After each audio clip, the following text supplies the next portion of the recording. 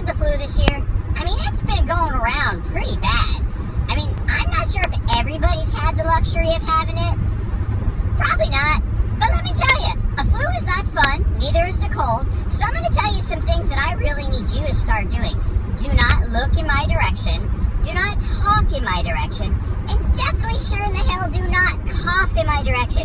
A coughing in my direction is the equivalent to running up and slapping me over the back of the head to say, hey, look, gave you a cold. I'm so over the cold. I'm tired of coughing and sneezing. I mean, this has got to end soon. But I appreciate all those that have shared it with me twice, maybe 3 times. But stop. I'm a sharing guy, but there are just some things you shouldn't share. You know?